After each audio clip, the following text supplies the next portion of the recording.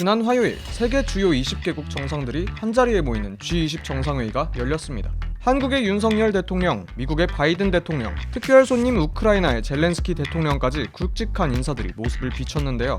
이번 회의에서 가장 많은 주목을 받은 인물, 아무래도 중국의 시진핑 주석 아닐까 싶습니다.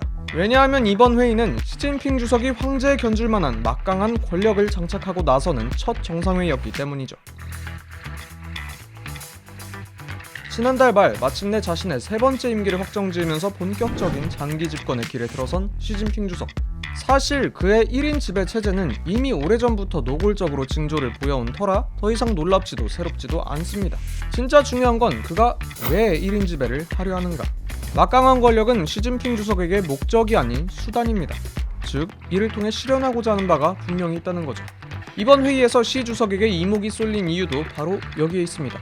권력도 더 강해졌겠다. 이젠 미국 말고는 신경 쓸 게 없는 시 주석이 과연 어떤 욕망을 드러낼지, 미국 앞에서는 어떤 모습을 보일지에 포커스가 맞춰져 있었죠. 오늘의 이야기, 사실상의 독재를 하면서까지 이루고자 하는 시진핑 주석의 원대한 꿈이 그 윤곽을 드러내고 있다는 소식입니다.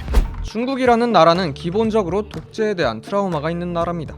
마오쩌둥이 장기 집권하던 당시 문화혁명, 약진운동 등의 실패를 겪으면서 엄청난 암흑기를 맞았기 때문이죠. 그래서 중국은 독재를 막기 위한 몇 가지 장치를 마련해놨습니다. 10년 임기, 격대 지정, 집단지도 체제. 중국에서 당 정의 영도자 및 책임자급 직급에는 최대 10년이라는 임기 제한이 있습니다. 원칙적으로는 한 번에 5년씩 2번까지만 허용되는 거죠. 격대 지정 제도는 지금의 주석이 한 대를 뛰어넘어 다다음 지도자를 미리 지정하는 제도입니다. 이렇게 대를 걸쳐 후계자를 지정하면 기존 권력의 독재와 세습을 막을 수 있죠. 물론 이론상으로는 말이죠. 네, 아시다시피 시진핑 주석은 진작에 이 원칙을 둘 다 깨부쉈습니다. 17년에 해야 했을 후계자 지정도 하지 않았고 18년에는 임기를 제한하는 헌법을 고쳐버렸죠. 괜히 역대급이란 평가를 받는 게 아닙니다. 여기까진 그냥 평범한 장기 집권을 위한 거구나 싶은데 시 주석은 마지막 장치 집단 지도체제까지 건드리면서 선을 넘어버립니다. 중국 공산당은 최고 영도인을 포함한 7인의 상무위원들이 그 권력을 분산하고 있습니다. 이 7명끼리도 3개의 파벌로 나뉘어 한 개인의 혹은 한 정파의 독단적인 정치 결정을 견제하죠. 중국 정통 고위층 가문이 모인 태자당, 평민 출신의 자수성가형 관리들을 배출해낸 공청단, 그리고 경제의 중심지 상하이 출신 관료들로 구성된 상하이방.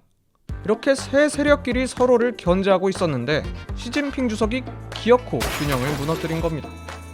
태자당 소속의 시 주석은 태자당 안에서도 일명 습가군이라 불리는 별도의 지지 세력을 거느리고 있는데 3연임을 확정하면서 기존 상무위원 7인을 전부 다 습가군으로 교체한 거죠. 공청단 소속의 서열 2위 리커창, 마찬가지로 공청단 소속의 서열 4위 왕양, 상하이방 소속의 서열 7위 한정, 전부 다 아웃. 7위 한정은 고령에 따른 은퇴가 예상되긴 했습니다. 시진핑 주석과도 사이가 나쁘지 않았기에 그의 퇴진이 축출인지 자발적 사퇴인지는 평가가 나뉘죠. 예상을 뒤엎은 건 2위 리커창과 4위 왕양입니다. 두 인사 모두 엄청난 정치 베테랑들인지라 다른 직책으로라도 활동을 이어갈 것으로 전망됐지만 결국 강제로 정계에서 은퇴하게 됐죠. 시진핑 주석의 칼춤은 여기서 멈추지 않습니다. 다음 타깃은 중국 내 모든 무장력을 총괄하는 기관 중앙군사위원회입니다. 중앙군사위원회도 마찬가지로 시진핑 포함 7인의 군사위원으로 구성되어 있는데 이들 또한 싹 다 습가군으로 갈아치워졌죠. 자, 이렇게 장기 집권의 토대도 마련하고 정치적 권력, 군사적 권력까지 장악한 시진핑 주석. 이제부터 그의 꿈이 제대로 드러나게 됩니다. 새로 상무위원으로 선정된 인물들은 4명입니다. 놀랍게도 이들 4명 모두 상경 분야의 전문가인데요. 더 놀라운 건 앞기수에서 완전히 축출된 두 사람 역시 중국 내 엄청난 경제 전문가들이라는 사실입니다. 리커창은 중국 내 최고의 경제학상을 받았을 정도로 저명한 권위자입니다. 왕양은 임기 내내 민생경제와 대외무역을 담당했던 현장 전문가였고요.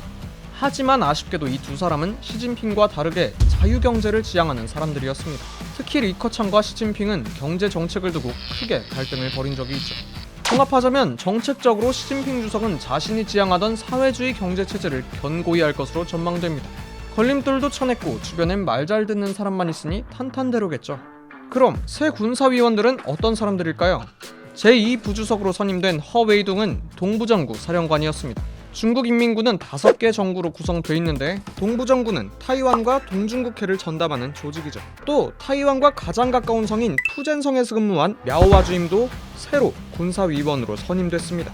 또 하나 눈여겨볼 건 이렇게 새로 구성된 7인의 중앙군사위 가운데 5명이 과학기술 관련 이공계 전공자라는 사실. 2027년까지 현대화를 목표로 하는 중국군의 상황에 딱 맞는 인사 발탁이죠. 종합하자면 3기 시진핑 정부는 타이완을 완전히 장악하기 위해 물리적인 방법에 더 큰 비중을 둘 것으로 분석됩니다.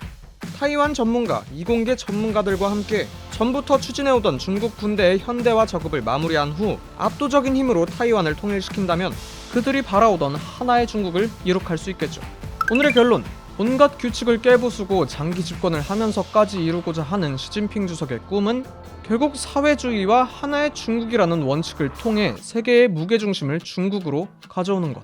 때문에 중국은 앞으로의 미중 관계에 더 파괴적인 행보를 보일 것으로 전망됩니다. 이미 미국을 중심으로 한 세계 경제 질서에 대항할 수 있는 경제 블록을 구체화하고 있고요. 또 민간 기업의 지나친 성장을 견제하는 공동부유 정책 등을 강화함으로써 한국을 포함한 다른 나라의 경제에도 더 큰 영향을 미칠 예정입니다. 이번 정상회의 자리에서 바이든 미국 대통령, 우리나라 윤석열 대통령과 차례로 회담을 가진 시진핑 주석. 그는 어떤 마음으로 이번 회의에 참여했을까요? 앞으로 세계엔 어떤 일들이 벌어질까요? 이번 영상을 만든 PD가 추천하는 영상도 보고 가세요. 스브스 뉴스의 다른 영상을 즐기시려면 구독 버튼을 꼭 눌러주세요.